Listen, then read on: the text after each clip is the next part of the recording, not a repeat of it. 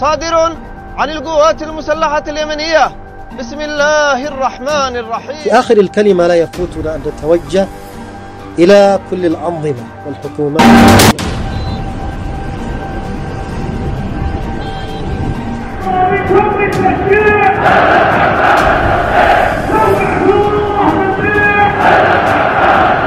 दोस्तों, सुबह से आप सुन रहे होंगे कि इजरायली वजीर दिफा ने बड़ी धमकी दे डाली है। बोल दिया है कि हूती लीडर को तलाश करके कत्ल कर देंगे। मगर भाईजान, धमकी देना आसान होता है, जवाब सुनना भारी पड़ता है। और अब धमकी के बाद हूती लीडर का जवाब सामने आ चुका है। दोस्तों, तू नाकाम रहा है और रहेगा। तेरी सारी कोशिशें रायगा जाएंगी। न तू उसे छू सकेगा, न तुझसे ज्यादा जालिम कोई उसे नुकसान पहुंचा सकेगा। हम अपनी जानों को हथियार से पहले कुर्बान कर देंगे, मगर पीछे नहीं हटेंगे। और नेतन्याहू, कान खोल कर सुन ले, अगर तूने ये ख्वाब देखना जारी रखा तो तू कयामत के बटन के और करीब पहुंच जाएगा। अब ये सिर्फ जंग नहीं है, ये फाइनल प्रॉमिस हूतियों का है। एक तरफ इजराइल बम बरसाता रहा और दूसरी तरफ यमन की गलियों में हौसलों की बारिश हुई। सना से लेकर दिगर सूबों तक लाखों यमनी अवाम ने सड़कों पर उतरकर जो यकजहीती दिखाई है ना, वो अब दुनिया नजरअंदाज नहीं कर सकती। और अंसारुल्लाह ने तो साफ कर दिया है दोस्तों, अगर इजराइल के निशाने पर हूती लीडर हैं तो हूतियों के निशाने पर है नेतन्याहू और उसके तमाम फौजी अड्डे। क्योंकि भाई, ये हूती हैं, ये वो कौम नहीं जो सायरन बजते ही पैंट उठा करके बंकर के अंदर भागना शुरू कर दे। ये वो कौम है जहां बम गिरते हैं लेकिन लोग मैदान नहीं छोड़ते, क्योंकि इनकी नस्लों में है जिहाद, सब्र और आखिरी सांस तक डटे रहने का जज्बा, जिसकी तस्वीरें लोगों के सामने आ रही हैं। जहां पहली खबर देखें कि अंसारुल्लाह लीडर का बयान सामने आया। ईरान को बताया फलस्तीन का सच्चा रहनुमा। यमन की मुजाहिद तंजीम अंसारुल्लाह के लीडर ने एक बार फिर अमेरिका और इजराइल की साझी साजिश पर बड़ा बयान दिया है। उन्होंने साफ तौर पर कहा कि अमेरिका ने अरब मुल्कों को सिर्फ एटीएम समझ रखा है, उनसे पैसा लेता है मगर हथियार और दौलत देता है इजराइल को।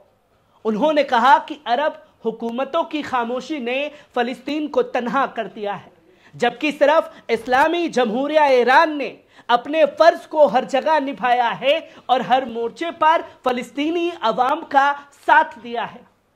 अंसारुल्लाह लीडर का साफ तौर पर कहना था दोस्तों, ईरान ने दुनिया को दिखा दिया है कि अगर इरादा हो तो मजलूमों की मदद मुमकिन है, वो भी बिना किसी लालच, बिना किसी शर्त के। उन्होंने साफ तौर पर कहा कि इजराइल की जंग इंसानियत के खिलाफ है और अब वक्त आ गया है कि मुस्लिम उम्मत सिर्फ बयान नहीं बल्कि बगावत की जुबान अपनाए और कुछ नहीं कर सकते तो बायकॉट पर उतर आए।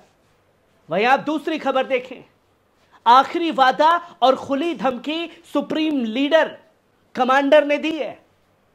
हमने देखा कि इजरायली मीडियाई जहर में एक बार फिर आपका पाक नाम उस नापाक नीच और जुर्म में डूबे हुए नेतन्याहू और उसकी जुर्म पेशा टोली की जुबान पर आया। हम उससे सिर्फ इतना कहते हैं, तू नाकाम रहा है और रहेगा। तेरी सारी कोशिशें रायगा जाएंगी। ना तू उसे छू सकेगा, ना तुझसे ज्यादा ताकतवर और जालिम कोई उसे नुकसान पहुंचा सकेगा। हम अपनी जानों को हथियारों से पहले कुर्बान कर देंगे, मगर उसके लिए पीछे नहीं हटेंगे। और अब सुन ले, ए जुर्म के सौदागर नेतन्याहू, अगर तूने ये ख्वाब देखना जारी रखा तो तू कयामत के बटन के और करीब पहुंच रहा है। तू हमें मजबूर कर रहा है उस फाइनल प्रॉमिस को पूरा करने पर, वो वादा जो तुझे तेरी आखिरी हद तक ले जाएगा। मैं ये अल्फाज तब लिख रहा हूं जब हमारी अज़े ताकत और दूर तक मार करने वाले हथियार तेरे सबसे नाजुक और अहम ठिकानों पर लॉक हो चुके हैं। अपने दिमाग से ये हसरतें निकाल दे, वरना तेरा सिर यमन के पहाड़ों से टकराकर खुद बिखर जाएगा। इससे पहले कि तू कभी उन तक पहुंचे, यमन के सदर का खुलेआम एक पैगाम दे दिया गया है और डर किसके अंदर है वो साफ तौर पर झलक रहा है।